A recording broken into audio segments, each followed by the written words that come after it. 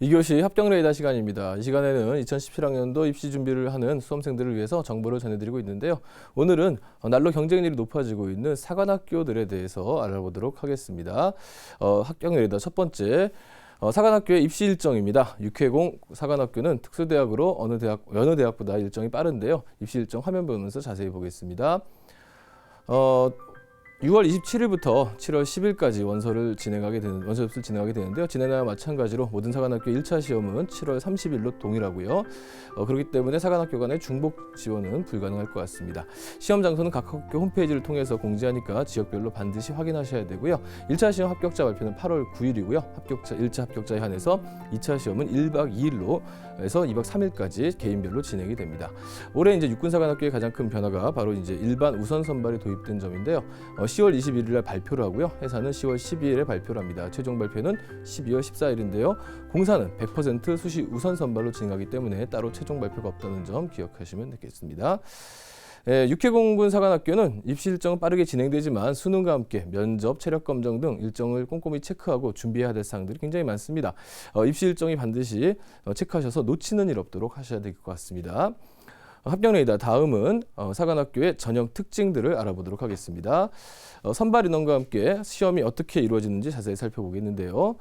6회공 사관학교는 모집 인원을 남녀별로 구분하여 선발을 합니다. 먼저 육사는 남학생 280명과 여학생 30명을, 해사는 총 170명 중에 남학생 비율을 90%, 여학생 비율을 10%를, 마지막으로 공사는 185명을 선발하는데 그 가운데 남학생 비율 90%, 여학생 비율 10%를 선발하게 됩니다.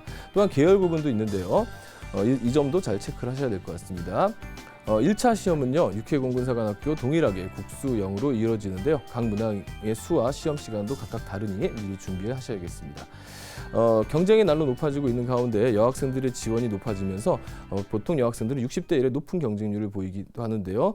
1차 시험은 물론이고 학생부와 수능에 대한 비율을 잘 확인해서 준비하셔야 될 것 같습니다. 합격 레이더 마지막으로 6회공군 사관학교의 수시 모집 우선 선발의 특징에 대해서 살펴보도록 하겠습니다. 공군 사관학교는 모든 전형에서 수능을 반영하지 않는 초강수를 뒀습니다. 해군 사관학교는 경우에 20%를 수능 미반영으로 선발을 하고요. 화면을 보면서 이에 대해서 좀 자세히 살펴보도록 하겠습니다. 입시에서 정시보다 수시의 비중이 늘어나고 있는데요. 특수대학인 6회공군 사관학교에서도 마찬가지였습니다. 육사는 수시 선발인 우선 선발 비율이 전년도 30에서 50%로 늘리기로 하면서 학교장 추천은 10%, 군 적성 우수자리 20%, 지난해와 동일하고요. 일반 우선 선발 20%가 추가되었습니다.